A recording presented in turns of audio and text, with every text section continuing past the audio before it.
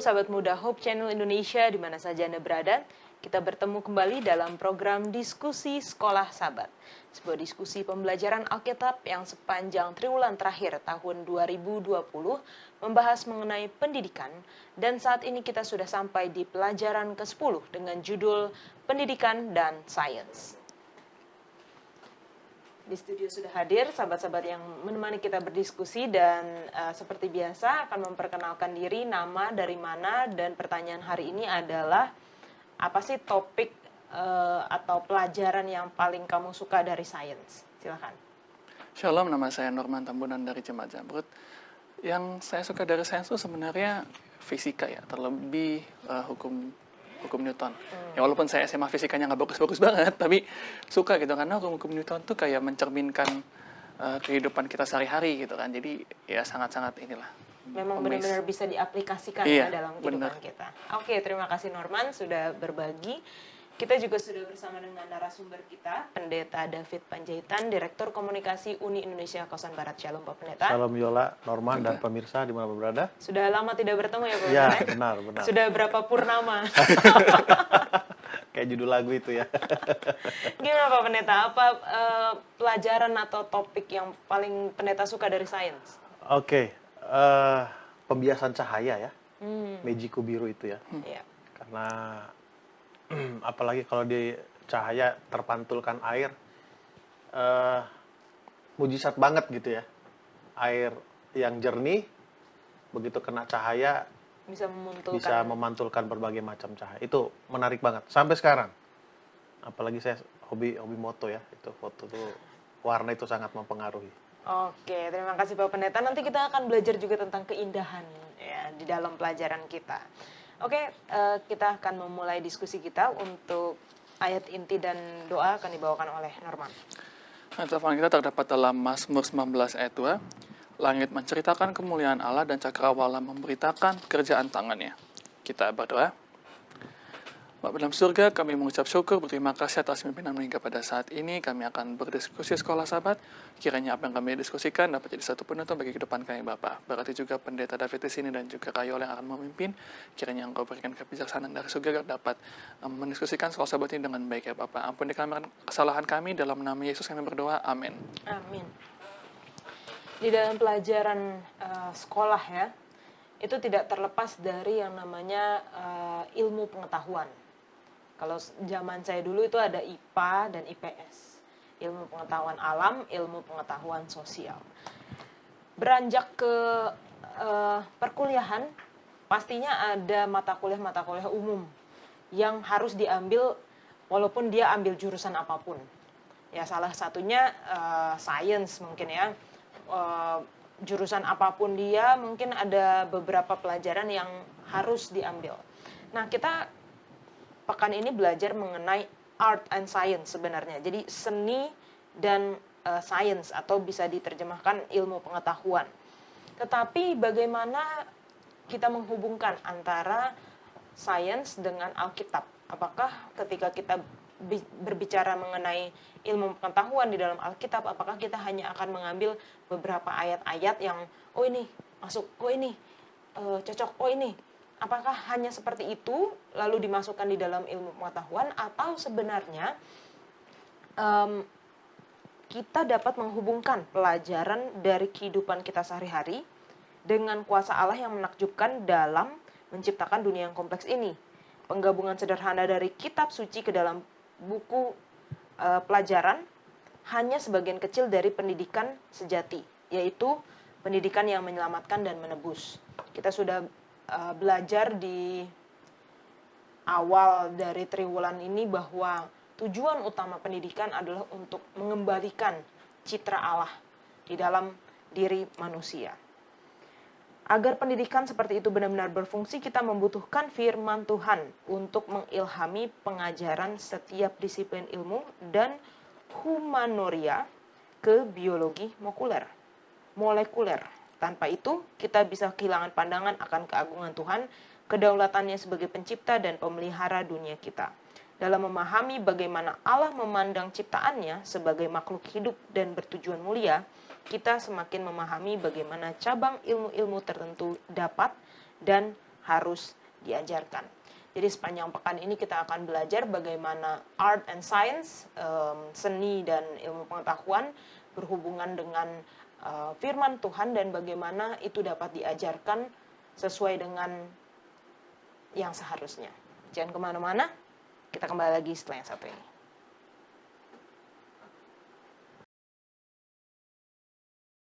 Kita masuk di pelajaran pertama, pelajaran hari Minggu. Silahkan Norman. Hari Minggu judulnya Allah sendiri. Ini menarik sih karena sekolah sahabat kita membuka dengan sebuah pernyataan. Di setiap ciptaannya ada bukti tentang Allah yang hidup. Kan ini terdengarannya klise ya maksudnya. Mau nunjukin bahwa di setiap apa yang ada di dunia ini ya itu adalah bukti tentang Allah itu nyata, Allah itu ada. Tapi seringkali banyak orang menyangkal kayak ini kan ya ini emang sudah begitu, ini kan memang sudah jalannya begitu ya, nggak mungkin enggak lah, emang sudah hukum dunia gitu kan. Tapi di sekolah sahabat kita diingatin lagi, jadi diambil contoh adalah seorang ibu ketika sel telurnya dibuahi maka terbentuk janin. Sekolah sahabat kita bilang cinta Allah ada di situ, tepat di bawah letak jantung sang ibu. Si janin ini, dan ketika janin ini membesar, lalu perut ibunya juga jadi membesar, maka diberitahukan lagi kan membesar itu di perut agar sang ibu memperhatikan bahwa ini kamu sudah punya anak gitu loh. Jadi perhatikan anakmu baik-baik gitu kan. Sahabat kita bilang ini sama seperti Bapa di surga yang memperhatikan kita anak-anaknya. Jadi aplikasinya, kalau saya bilang ini aplikasinya memang sangat nyata gitu kan, bahwa memang Allah itu ada di setiap di setiap waktu, di setiap ciptaannya gitu, dia menunjukkan dirinya. Pendidikan Kristen, di sekolah sahabat kita dibilang pendidikan Kristen itu haruslah pendidikan yang kalau sama sains dan sama seni itu ya, sains dan seni itu sejalan dengan pendidikan Kristen dibilang. Saya suka di alinea terakhir nih, pada akhirnya setiap ideologi dan praduga yang menyangkal atau mengecualikan Tuhan hanya berujung dalam kesesatan. Pendidikan duniawi senantiasa bekerja dengan asumsi tidak ada Tuhan. Pendidikan Kristen tidak boleh jatuh dalam perangkap itu, apalagi dengan diam-diam menggunakan prinsip yang berdasarkan asumsi bahwa tidak ada Tuhan. Nah ini jadi ini menjadi sebuah penekanan bahwa dalam kita belajar seni atau kita belajar mengenai sains gitu kan, ya harus ada di situ pendidikan bahwa ya ini basicnya itu adalah dari Allah gitu loh. Karena kan seringkali kalau aku juga suka nonton beberapa video di YouTube itu yang mengenai sains, mengenai luar angkasa apalagi kan, segala macam, mereka selalu mengasumsikan, ya anggaplah hanya terjadi seperti ini gitu loh. Tidak ada super creation, tidak ada hal yang lain. Ya memang alam tuh terjadi begini. Nah itu yang harus dihindari. Justru dari situ pendidikan Kristen masuk bahwa ini ada Allah yang telah membuat semuanya seperti ini. Nah jadi pertanyaan aku, nih pendeta, nih gimana caranya kita mau kasih tahu ke mereka-mereka yang tadi kita sahabat bilang sudah berasumsi bahwa ya dunia ini begini adanya, gimana caranya kita mau kasih tahu ke mereka bahwa ini loh ada Allah sebenarnya. Bukan hanya asumsi dasarnya yang tidak ada Allah, enggak, tapi ini ada Allah nih. Ini cara kita kasih tahu ke mereka tuh gimana, pendeta? Baik, kalau pertanyaan Norman adalah gimana caranya, tentu harus lihat situasi dan kondisi waktu itu. Kita ketemu siapa, ketemu di mana, latar belakangnya dia apa, pendidikannya, dan lain sebagainya.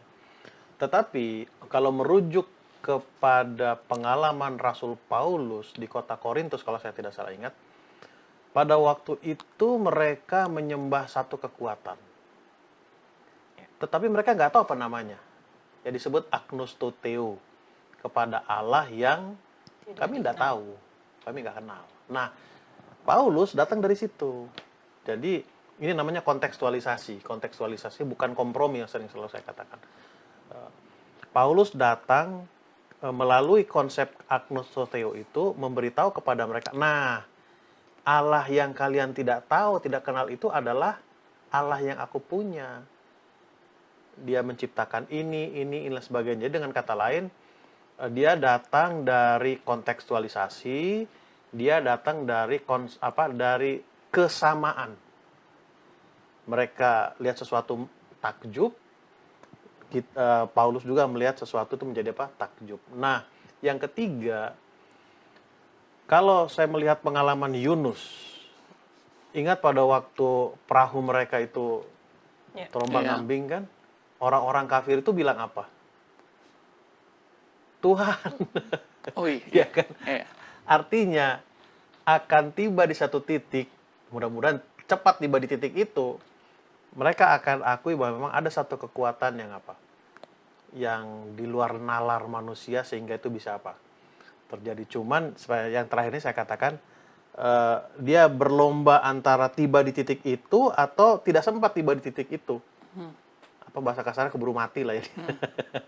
Jadi kembali, yang paling penting menurut saya adalah kita harus lihat latar belakangnya apa, ya apakah dia saintis atau dia artis, ya kan itu perlu juga apa dicari tahu. Nah, contoh Rasul Paulus tadi kontekstualisasi, lalu kita datang dari sudut sesuatu hal yang sama. Kalau udah sama, masuknya akan lebih enak. Karena sebenarnya kalau masalah penciptaan ini satu hal yang menarik ya, dari tidak ada menjadi ada. Bagaimana sel sperma dan sel telur bisa bertemu, lalu satu masuk tiba-tiba udah langsung ketutup semuanya gitu. Itu banyak sekali diteliti oleh para ilmuwan, dan bahkan itu salah satu topik yang sangat dicari, bagaimana kita bisa cloning, bisa membuat dari yang tidak ada menjadi ada. Itu sebenarnya sudah menjadi satu bukti bahwa ini loh, ada Tuhan loh, ada kuasa yang lebih besar loh yang menciptakan dari tidak ada menjadi ada. Itu yang perlu hati-hati kita. Dari para saintis itu, mereka bukan tidak mengagumi proses itu. Mereka kagumi proses itu semua. Wow. Nah, yang menjadi persoalan adalah mereka tidak mempercayai ada satu kekuatan supernatural di balik itu. Nah, yang tadinya harusnya diagungkan yang supranatural itu, justru proses itu yang mereka kagumi. Itu yang jadi persoalan di pelajaran Selasa Sabat kita. Science is okay, science, no problem. Art is okay, art, no problem. Jadi masalah adalah, jangan sampai dalam konsep dunia pendidikan kita dikagumkan, ya, dibawa pikiran kita mengagumi satu hasil karya. Nggak tahu, pasti Yola Norman mungkin belum pernah alami. Ya, seumur-umur saya pasti alami. Waktu itu, tahun-tahun 90-an itu, ya 95, 96, punya pager itu udah wah gitu. Tahu pager kan? Tahu pager. Yang di sini. Waduh, saya punya waktu paling baru tuh. Dikasih. Waduh, bangga banget gitu kan. Mau ngirim teks ke orang aja harus telepon dulu. Nggak selang 5 waktu, kita teks sendiri. Wah. Ya kan, dulu telepon nggak bisa bayangkan gimana, sekarang video call. Nah, kekaguman kita itu membawa maksudnya kekaguman kita terhadap satu karya itu dibawa kemana pikiran kita? Kepada karya itu atau ada sesuatu di balik itu. Nah, kita karya itu kan ada penciptanya nih. Nah, penciptanya ini kan ciptaan juga kan itu. Itu yang perlu diluruskan sesuai dengan pelajaran Selasa Sabat kita itu. Oke, baik, terima kasih tambahannya Pak Pendeta. Jangan kemana-mana, kita lanjutkan setelah yang satu ini.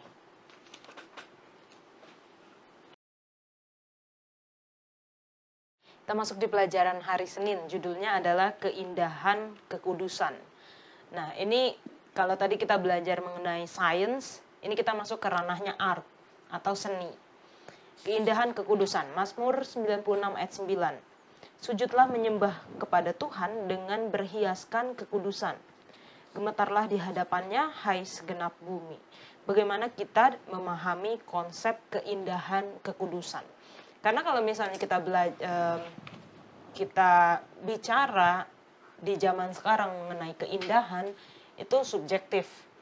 Bagi saya ini indah, mungkin bagi orang lain biasa saja. Atau bagi saya ini saya kayaknya nggak bisa melihat keindahan dari karya seni yang abstrak ini, tetapi mata orang lain bisa bilang ini karya yang luar biasa. Kadang-kadang gitu ya, kalau misalnya kita ke museum atau kita kemana, kita melihat terutama mungkin lukisan, di mana ya letak keindahannya ya? Tapi banyak orang dapat mengatakan bahwa ini adalah sebuah karya seni. Dikatakan di sini, walaupun keindahan itu sesuatu yang subjektif, janganlah kita lupa siapa yang menciptakan mata, yaitu Allah, pencipta kita. Kita harus berhati-hati untuk tidak menyembah ciptaan itu sendiri, seperti pelajaran hari Minggu kemarin, bukan prosesnya atau bukan siapa yang menciptakan itu ciptaan itu sendiri, tetapi kembali kita belajar keindahan ciptaan tentang Tuhan. Dan tentu saja tentang kecintaan Tuhan terhadap keindahan.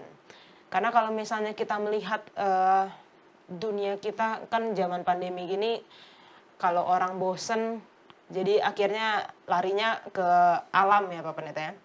Entah itu mungkin ke pantai, ya mungkin kalau pantai sudah mulai ramai orang, ke gunung, kalau mulai gunung mulai ramai, ada yang cari air terjun. Karena mata kita katanya perlu yang segar-segar, perlu refresh gitu. Ketika kita melihat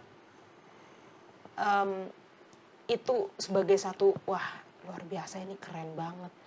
Coba bayangkan Taman Eden waktu pertama kali diciptakan.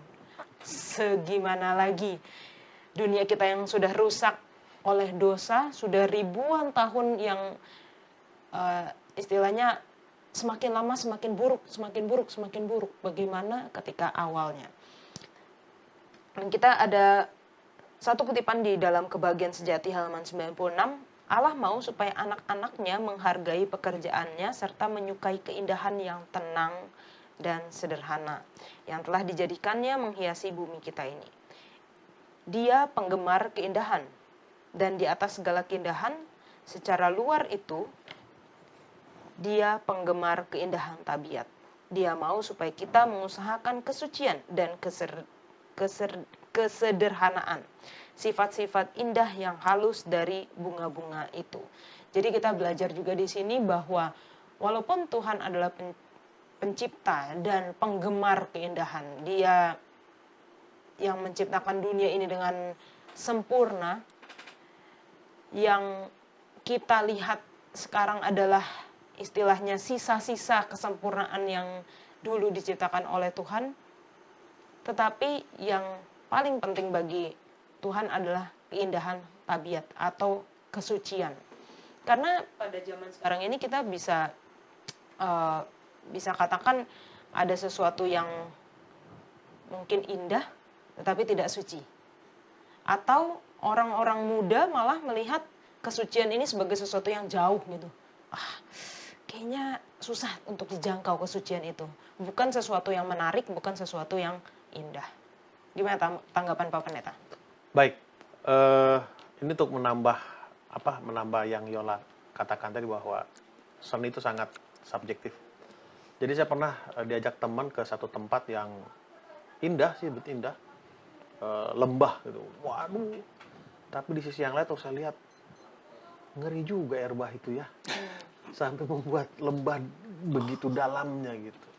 Lalu di waktu yang lain lagi saya diajak ke satu tempat yang memang dari kecil saya udah pengen banget ke tempat ini. Jadi saya cerita sama dia, ayo gue ajak jalan lah katanya. Tebing yang waduh tinggi banget. Jadi saya lihat ke atas tinggi, lihat bawah. Indah memang. Cuman pikir-pikir ngeri juga air bah itu ya. Itu sangat subjektif sekali. Nah, sehubungan dengan pelajaran Senin ini adalah keindahan yang kudus. Kudus itu kan kados. Kados itu berbeda. Berbeda dari dunia ini. Dunia ini secara umum memandang seni itu berbeda dengan cara Alkitab memandang seni. Ya, itu berbeda.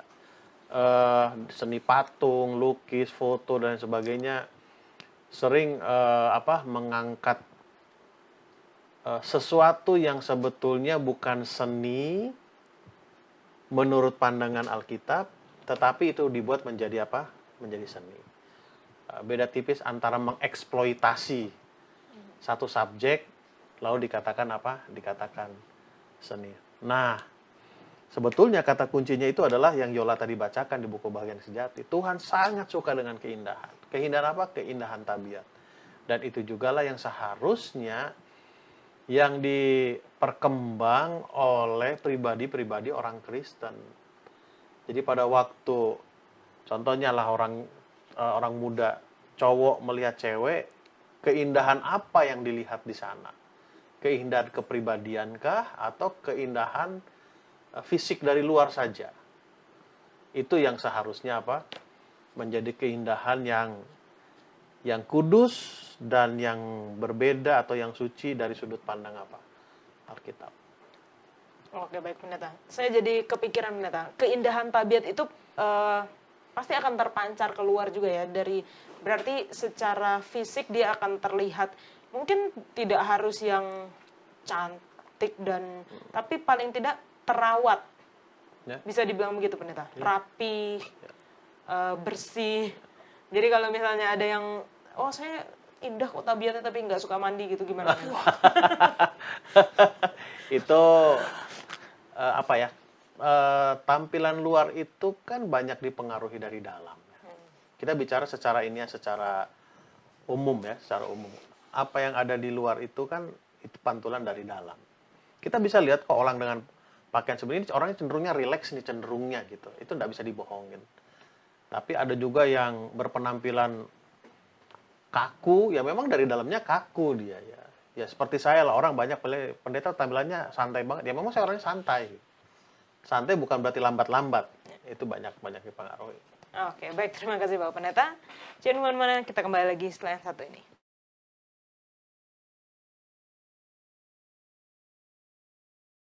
Kita masuk di pelajaran hari Selasa, silahkan Bapak Pendeta. Baik, ini menarik nih ya, ahli dalam kesalahan.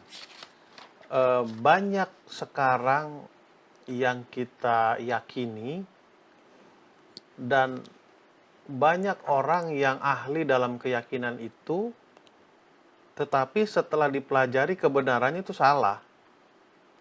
Itu yang ada di pelajaran apa? Pelajaran Sekolah Sahabat kita. Jadi yang perlu dicari tahu itu adalah mana yang benar, dan itulah yang harus kita kita dalami dan kita harus ahli di mana di tempat itu. Kalau saya tidak salah ingat tentang sebuah artikel, ada artikel yang saya pernah baca, nanti saya cari di mana, kesalahpahaman tentang jumlah kaki laba-laba kalau saya tidak salah ingat. Ya, awalnya orang yakini sekian, setelah diteliti rupanya tidak. Tapi orang ahli di situ. Nah, itulah yang harus diluruskan sesuai dengan pelajaran Pelajaran Sekolah Sahabat. Kenapa itu terjadi? Karena kalau satu kesalahan itu dibiarkan, lalu orang ahli di situ, itu akan dampaknya sangat sangat luas sekali ya, sangat luas. Karena itu akan diajarkan ke orang-orang yang ada di sekitar mereka. Nah, sehubungan dengan, saya tidak tahu apakah pekan-pekan yang lalu sudah disinggung tentang ini, apa sih arti pendidikan gitu ya? Pendidikan itu adalah pelatihan. Siapa pelatihnya? Gurunya. Nah, kalau pelatihan yang salah di dalam dunia pendidikan, maka akan ada orang-orang yang terlatih di dalam kesalahan. Nah, bayangkan kalau orang-orang telah terlatih dalam kesalahan, lalu jumlahnya banyak, maka kesalahan itu menjadi satu kebenaran. Nah, ini yang seharusnya dirubah konsep berpikirnya dalam dunia pendidikan Kristen yang sesuai dengan dengan Alkitab. Apa sih yang perlu dirubah itu? Salah satu contoh, kita tadi bicarakan masalah tadi kelahiran dan lain sebagainya. Nah, kalau dilihat ada yang lahir tidak lengkap badannya, apa sih konsep orang melihat proses kelahiran itu, lalu melihat bayi yang lahir yang cacat lah ya, boleh saya katakan. Lalu apa sih tanggapan mereka tentang pencipta? Lalu pada waktu orang melihat fenomena alam, ya kita bilanglah tsunami lah, ya kan, topan lah, apa segala macam. Apa sih kesimpulan mereka tentang alam ini dan apa sih kesimpulan mereka tentang pencipta itu? Nah, itulah yang perlu apa? Perlu diperbaiki. Ya, itu yang perlu diperbaiki sehingga dikatakan ada orang-orang yang ahli di dalam apa? Di dalam kesalahan. Oke. Ini ada satu statement di paragraf pertama Pak Pendeta. Sebagai anggota Gereja Masehi Advent Hari ke-7, kita harus dengan cermat mempertimbangkan pekerjaan kita yang bergerak dalam industri tertentu, kepada siapa kita membelanjakan uang kita, dan media apa yang kita konsumsi. Untuk zaman sekarang ini, mungkin kita sebagai anggota gereja kita tahu ada sesuatu yang, oh ini salah, ini nggak benar, atau oh ini cuma fantasi aja, apalagi film ya. Apakah kita mungkin sebagai guru atau mungkin kita sebagai murid atau sebagai orang muda, oke, ini sudah ini kita tahu tidak benar, tapi pelajaran ini contohnya ada di dalam kurikulum. Apakah kita tetap pelajari walaupun ya ini tidak benar atau tidak sama sekali, tidak disentuh sama sekali. Sama seperti misalnya orang muda, kita tahu film-film fantasi itu tidak benar, itu hanya imajinasi Fiktif, saja. ya? Iya, fiktif. Apakah kita orang muda ya tetap bisa mengkonsumsi sebagai hiburan saja atau oke, tidak sama sekali karena kita tahu itu bukan kebenaran. Oke, jadi dari pernyataan dan pertanyaan Yola itu ada dua bagian. Satu dari sudut ilmu pengetahuan, satu dari sudut recreation. Yes. Ya. Kalau jelas ajaran gereja kita, rekreasi itu adalah outdoor. Ya, kembali ke alam. Nah, tadi kalau nonton film itu kan amusement. Ya kan, itu amusement, bukan recreation. Dianjurkan janganlah. Kenapa? Memang awalnya ya iseng-iseng, tapi tanpa sadar itu akan masuk ke alam bawah sadar kita, sehingga kita akan tiba di satu titik bahwa kita meyakini fiktif-fiktif itu, fiksi-fiksi itu, ya, cerita-cerita fiksi itu. Saya pernah bicara dengan salah seorang cerita tentang alien. Lalu sebenarnya alien itu ada di Alkitab loh. Yang benar Pak Pendeta, katanya. Harusnya kalau orang sudah baca Alkitab duluan, begitu dengar alien, nggak heran. Kan alien kan stranger. Sesuatu yang asing. Nanti boleh di-search di Bible elektroniknya bahasa Inggris alien, ada. Tapi jangan dari cerita fiksi itu ditarik ke Alkitab, jangan. Yang bentuknya hijau, nggak ada rambutnya gitu ya. Iya, matanya gede, kepalanya gede. Ya pokoknya alien gitu kan. Jadi begitu dibilang, karena lihat itu duluan, wah, ini kan awalnya nih hanya apa kan, hanya iseng lihat itu alien. Begitu baca gini, alien, langsung terbayang lah yang kita lihat itu. Jadi salah persepsi kita tentang itu. Lalu yang kedua, tadi masalah ilmu pengetahuan ya. Saya baca cerita ini di Warta Gereja Advent. Saya baca cerita tentang itu. Sekitar 24 tahun yang lalu, saya 24 atau 23 tahun yang lalu. Jadi ada seorang mahasiswa mengalami kasus seperti ini. Jadi dia harus mengisi lembar jawaban tentang teori evolusi waktu dia ujian. Dia perang dalam pikirannya. Lalu dia berkonsultasi dengan pendetanya. Pendeta bagaimana? Lalu pendetanya katakan, silakan isi lembar jawaban ujianmu sesuai dengan ilmu pengetahuan yang kamu pelajari. Tetapi tidak merubah imanmu. Bisa dapat ya. Dia kalau sekedar untuk lolos ujian, tuntutan kelas itu kan bukan tuntutan kerohanian iman kita. Silahkan. Nah, yang menjadi pertanyaan adalah Mana duluan yang kita kuatkan, iman kita kah atau ilmu pengetahuannya? Nah, itu yang jadi persoalan kan? Sama seperti cerita awal tadi. Jangan kita lihat dulu film Alien, lalu baca ke sini, Ya. sesuatu. Jadi harusnya ini dulu, begitu lihat ke sana, Oh, ini nggak benar ya. Ya, ini Betul, itu. Oke. Oke, baik, terima kasih Pak Pendeta. Jangan kemana-mana, kita kembali lagi setelah yang satu ini.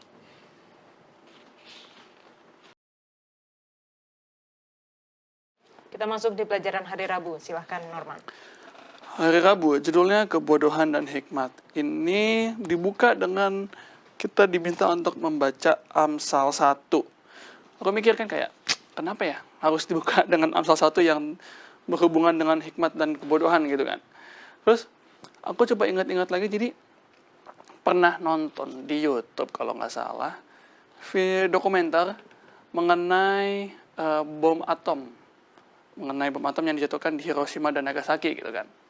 Jadi nonton dokumenternya, jadi ada satu titik waktu bukan di Hiroshima tapi di Nagasaki-nya, begitu bomnya dijatuhkan, lalu membentuk awan yang kayak jamur begitu kan, awan kayak jamur tinggi besar, yang dalam pesawat itu nanti bisa dilihat di YouTube sendiri, nanti itu ngomong, what we have done, ngomong ke mereka. Kaget, oh my god, what we have done? Apa yang udah kita perbuat setelah melihat awannya begitu kan? Lalu coba baca Sekolah Sahabat dan jadi satu benang merah bahwa pendidikan Kristen itu haruslah pendidikan yang tadi seperti di awal, pendidikan yang berasal dari takut akan Tuhan dulu, sama seperti di Amsal 1 ayat 7, karena kalau dasarnya tidak takut akan Tuhan, ya akan melenceng kemana-mana. Di Sekolah Sahabat kita dibilang, boleh orang ngejar kepintaran, orang ngejar ilmu pengetahuan, boleh gitu loh. Tapi kalau pintar, kalau hebat dalam seni, dalam sains, kalau nggak ada Tuhan di sana, buat apa? Nanti berujung kepada, itu tadi, diciptakannya bom untuk membunuh, diciptakannya senjata, segala macam. Kalau sudah seperti itu kan, yang ada kan malah jadi beban tersendiri. Saya jadi ingat ada satu lagi penemu TNT. Penemu TNT itu kan dia bahkan sendiri menyesal. Dinamit. Ya, penemu dinamit. Dia bahkan sendiri menyesal karena penemuannya dia akhirnya dipakai untuk perang gitu loh. Jadi in the end-nya kalau nggak salah nama dia juga akhirnya dipakai untuk Nobel Prize gitu loh. Salah satu di Nobel Prize. Nah, di alinea terakhir, aku mau garis bawahi, demikian pula dengan para ilmuwan ahli yang terlibat dalam pekerjaan menciptakan senjata biologis atau senjata kimia pemusnahan massal. Mereka mungkin berpendidikan tinggi, sangat berbakat, tetapi apakah hasil dari pekerjaan mereka? Seperti yang dinyatakan sebelumnya, ilmu pengetahuan itu sendiri belum tentu merupakan hal yang baik. Jadi kalau dilihatnya di hari Rabu ini kita mau dikasih tahu bahwa ini sains ini sains atau seni itu bisa menjadi, aku bilang, jadi dua mata pedang. Kalau digunakan dengan baik dan ada dasarnya Allah, ya maka itu akan menjadi baik. Tapi kalau enggak, ya malah akan menyesatkan dan malah akan menyusahkan orang lain. Seperti itu yang aku lihat sih. Oke, silakan Pak Pendeta. Ya, saya lupa tepat kalimatnya, tapi paling tidak seperti ini isinya. Sains tanpa agama itu satu kejahatan. Ya. Nah, satu kejahatan yang sangat luar biasa, seperti yang Norman tadi pernah katakan. Nah, di pelajaran Sekolah Sahabat kita, antara kebodohan dan hikmat ya. Kembali seperti yang saya katakan di hari yang lalu, pendidikan itu adalah pelatihan.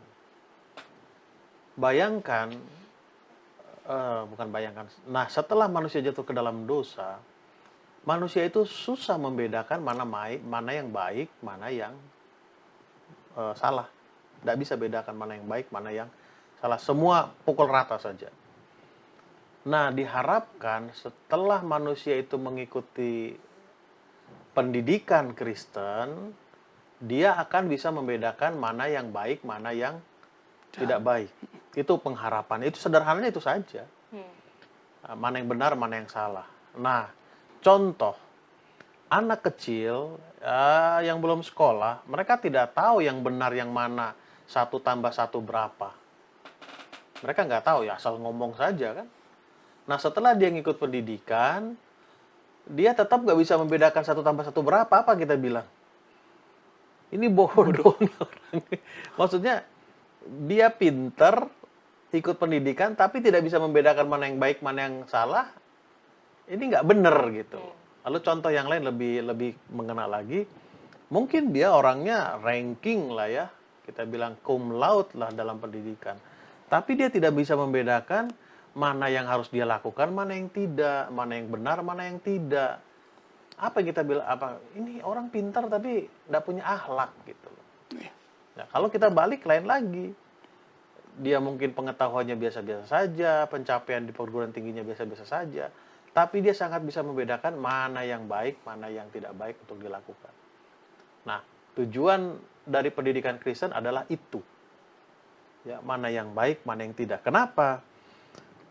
Karena di dalam dunia pendidikan, seorang guru itu akan mentransformasi ilmu kepada muridnya. Nah, dalam dunia pendidikan Kristen, apa sih yang ditransformasi? Sainsnya kah atau tabiat daripada gurunya itu? Nah, inilah yang perlu diluruskan dan perlu dimengerti oleh semua orang Kristen, khususnya kita. Ini khususnya kita. Kita sering berusaha, sekolah kita bangunannya harus seperti ini. Perbandingannya adalah sekolah yang sana, guru-gurunya harus seperti ini, perbandingannya seperti yang sana. Lupa bahwa pendidikan gereja kita bukan itu yang utama. Itu penting, tapi bukan itu yang utama. Yang utama adalah bagaimana menciptakan murid-murid berkarakter seperti Sang Pencipta. Ini bukan hal yang mudah ini, bukan yang hal yang mudah.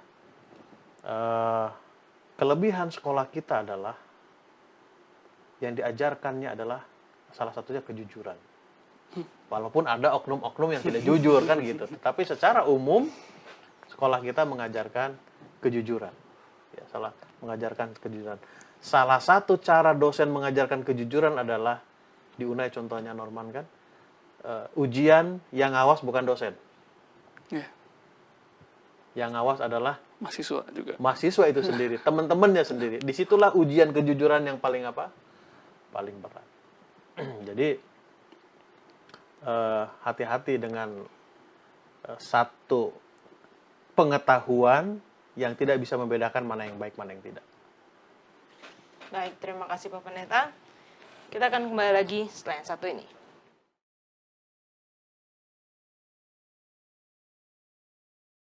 Kita masuk di pelajaran hari Kamis, judulnya adalah Tuhan menjawab Ayub.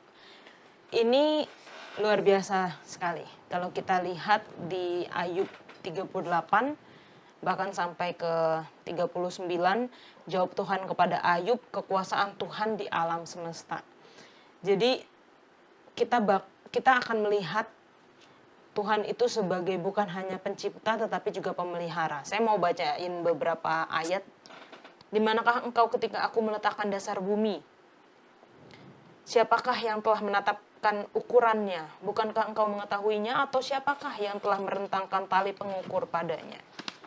Di ayat yang selanjutnya,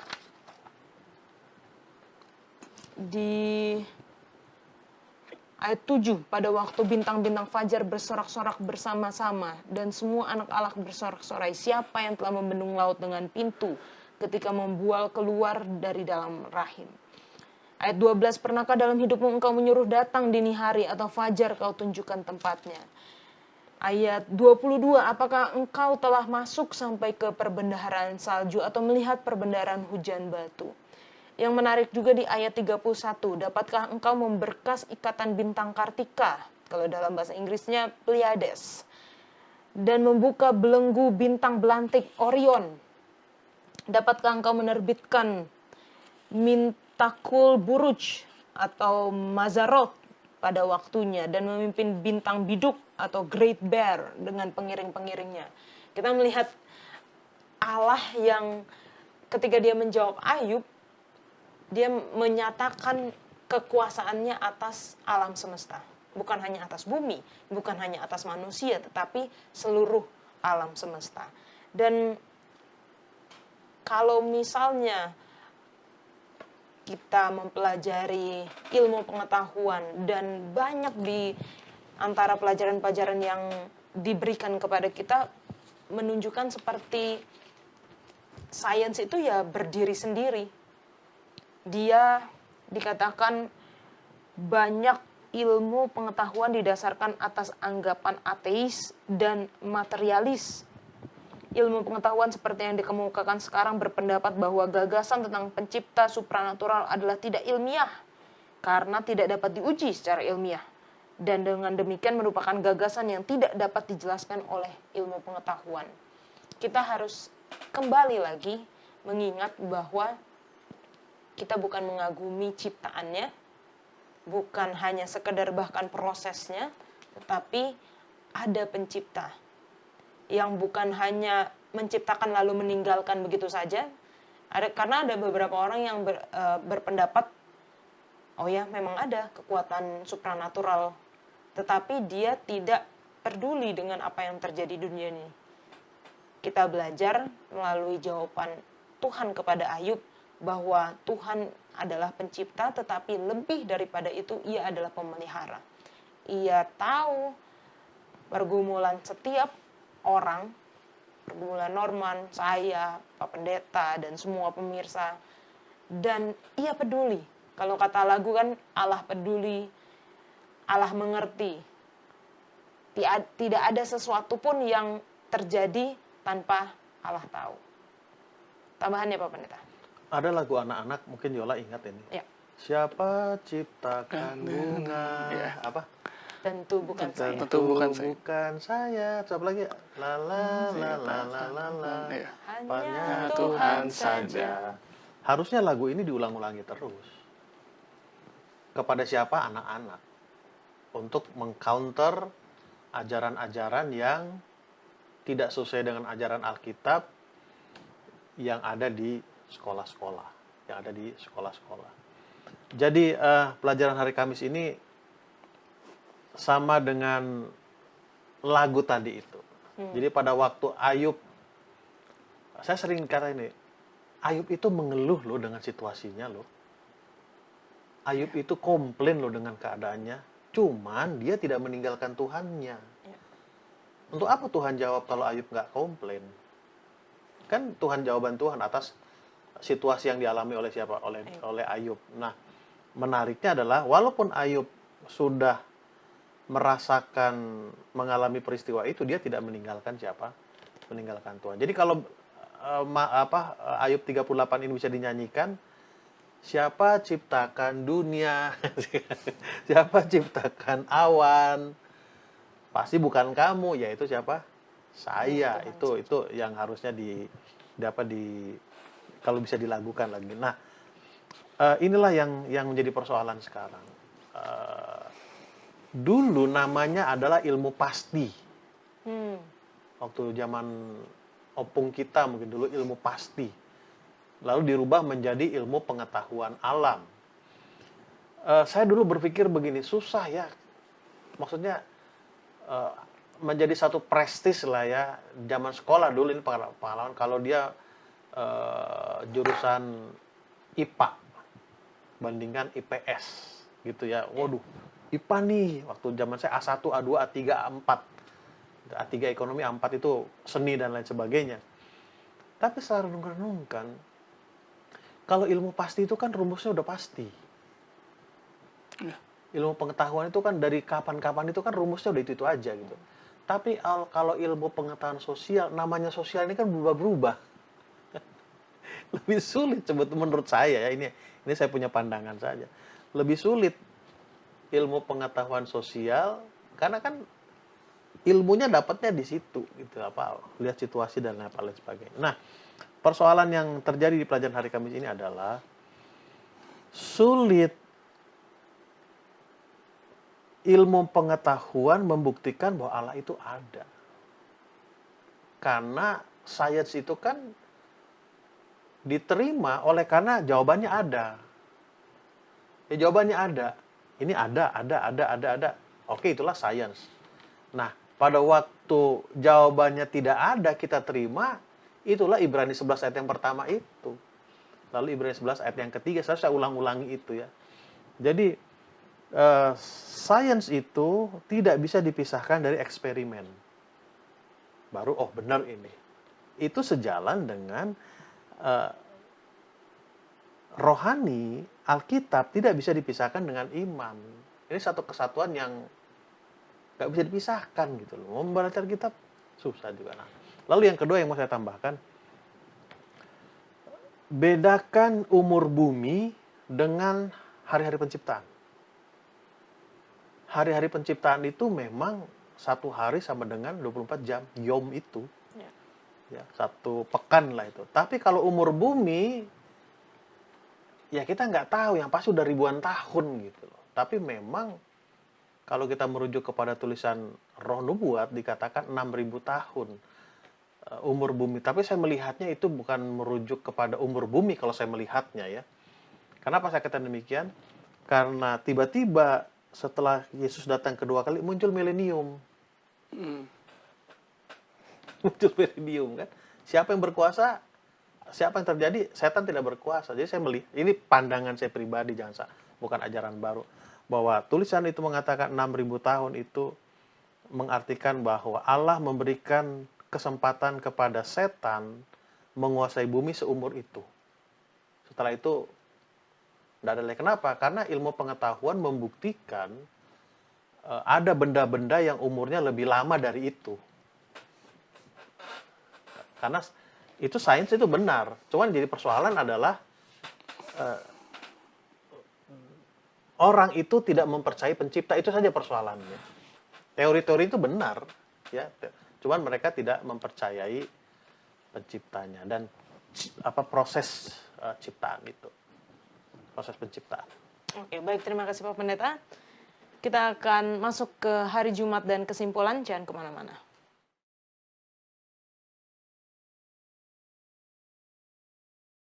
Kita masuk di hari Jumat, silakan Pak Pendeta.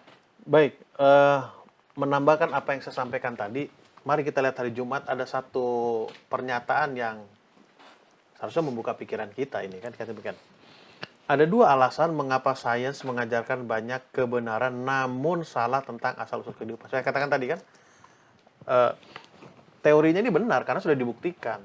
Yang jadi masalah adalah mereka tidak mempercayai pencipta dan proses penciptaan. Itu yang persoalan tuh di situ. Oke. Pertama, sains yang mempelajari ilmu alam hanya melihat ke dunia alami untuk mendapatkan jawaban. Kenapa ini seperti ini sih? Kenapa seperti ini? Oh, ini jawabannya ada di mana? Di alam semesta ini. Lalu yang kedua, ilmu pengetahuan mengasumsikan bahwa hukum alam harus tetap konstan. Padahal hukum alam ini bisa apa? Berubah-ubah, ya, fleksibel dan sebagainya. Salah satu contoh, pada waktu kita rekaman ini, seharusnya kondisi udara di Indonesia itu sudah dingin seharusnya. Tapi boleh nanti cek di temperatur itu rata-rata 32, 33 derajat Celcius. Itu bulan-bulan seperti ini sebenarnya udah nggak normal. Kenapa? Menurut informasi yang saya dengar, matahari itu pas ada di atas Pulau Jawa. Itu informasi yang saya dengar sehingga udara lebih apa? Lebih panas. Padahal dulu-dulu kan tidak mengalami seperti ini. Artinya apa? Hukum alam itu tidak konstan. Ada apa? Ada pergeseran. Ya, zaman dulu ada istilah kalau sudah bulan itu berarti sudah hujan. Sekarang sudah belum hujan juga, ada pergeseran. Nah, ilmu pengetahuan itu mengasumsikan bahwa hukum alam itu seharusnya apa? Konstan. Ternyata tidak konstan. Baik, kesimpulannya. Kembali kepada judul pemirsa, pendidikan dan sains. Pendidikan itu adalah pelatihan. Sains itu adalah ilmu pengetahuan, ya. Sains adalah ditambah dengan seni. Seharusnya yang terjadi adalah kita melatih diri kita, melatih anak-anak kita melalui sains, melalui seni, bahwa ada Sang Pencipta dan ada proses penciptaan sesuai dengan yang Alkitab ajarkan. Dan seperti yang saya katakan tadi, ilmu pengetahuan tanpa eksperimen itu sulit diterima. Penelitian dan lain sebagainya. Demikian juga dengan Alkitab. Tanpa iman, Alkitab itu sulit untuk untuk diterima. Terima kasih. Baik, terima kasih Pak Pendeta, juga Norman sudah berdiskusi bersama-sama. Pendidikan seni dan ilmu pengetahuan harus dilihat dari sudut pandang Alkitabiah. Pendidikan Kristen haruslah mengajarkan seseorang untuk dapat membedakan baik dan benar dari salah dan keburukan. Kita akan bertemu di episode selanjutnya. Tuhan Yesus memberkati.